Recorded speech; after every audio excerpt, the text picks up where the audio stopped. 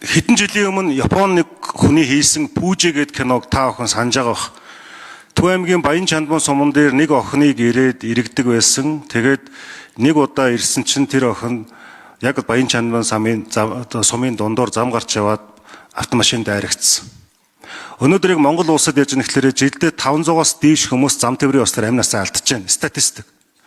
Нийслэл рүү 2 жилийн өмнө явуулсан хүний эрхийн дэд хорооны дараагаар ажиллаж байхдаа энэ чиглэлээрх маш олон судалгаа хийсэн.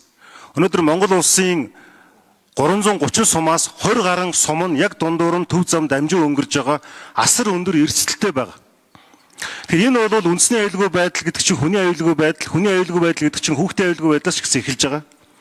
Тийм учраас энэ хөгжлийн хөтөлбөрт энэ Баян Чандман сум зэрэг одоо нийтдээ 16 сумн дээр гүүрэн гарц тавих шаардлагатай байгаагийн эхнийхийг нь оруулж байгаа юм. Энэ нэг тийм орон нутгийн шин чанартай тойрогоо усалж байгаа зүйл гэж бас одоо ингэж гоёлоод иж болохгүй. Яа тэгэхээр та хийж байгаа чимэг гэж байна. Би нэг үг хэлээд. Тийм учраас бол яг хөглөр энэ Монгол хүний аюулгүй байдлын ирэмб нөгөө өчтөр инквайр сайдад хэлээд байсан энэ үндэсний аюулгүй байдал төсөв маань нийцэж байгаа үзэл баримтлал төсөв маань нийцэж байгаа энэ одоо хөгжлийн хөтөлбөрүүд маань нийцэж байгаа хэсгээр бид нар шалгуур тогтоох тухай асуудал байгаа. Тийм учраас яаж гэхээр Монгол хүний сая энэ Сурон скутертэй холбоотой замын хуульч гэсэн яг л ийм ер нь бид нар энэ зөв бусын стандарт байхгүйгээс төр өөрөө энэ стандартаа хангаагүйгээс үүдэж иргэд амнаас эрүүлэн дээр хохирч байгаа зүйлийг бууруулах. Энэ зүйлийг л бид нар анхан шатанд хийж энэ хөрөнгө оруулалт руу оруулах хэрэгтэй болчиход байгаа. Өнөөдөр Улаанбаатар хотын хувьд ч гэсэн бас энэ асуудлыг бид нар Улаанбаатарын хотын иргэдийн хурал руу явуулсан. Зам тээвэр хамгийн их осол гараад байгаа 10 цэг. Гүүрэн гарц юм уу нөхөн гарц хийчихлээр осол гэмтэл 6 хүн амнасаа алдж исэн гарцны одоо мөргөлт нэг ботлоо буурж ах жишээтэй. Тийм учраас энийг нэг Баян Чандман сум мэдэр гэж одоо ад үзээд байхгүй Монголын жилдээ бүх хүмүүс хоошоо босоод ингэлэхээр энэ замыг дайрж өнгөрч байгаа.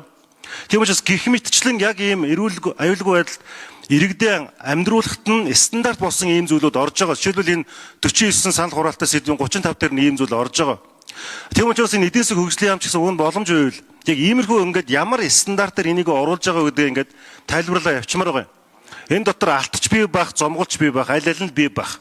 Гэхдээ яг ямар шалгуураар энэ бүх зүйл даваад байгаа вэ гэдгийг бас иргэд олон нийтэд тайлбарлахгүй болохоор татвар төлөгчд төсвийн мөнгөөр дараагийн сонгуульдаа эрэгтэй чадaltaй хүмүүс нь өөрийн тойрог салбарлуугаа татчихна гэсэн ойлголтоос хэтэрхий давмгаалаа явчихвээ. За тийм зүйлч байгаа бас. Тийм утгаараа бол яг энэ Монгол улсад парламентын гаргаж байгаа шийдвэр гаргалт нь өөрөө 24 оны 11 сарын 28-ны шийдвэрээр хүн төвтэй байх ийм 5 шалгуурыг гаргацсан. Тэгэхээр одоо яг энэ 5 шалгуураараа бид нар энэ төсөв дээр хөгжлийн хөтөлбөр дээрээ хэмжүүр тавиад шийдвэрүүд гаргадаг болмоор байна.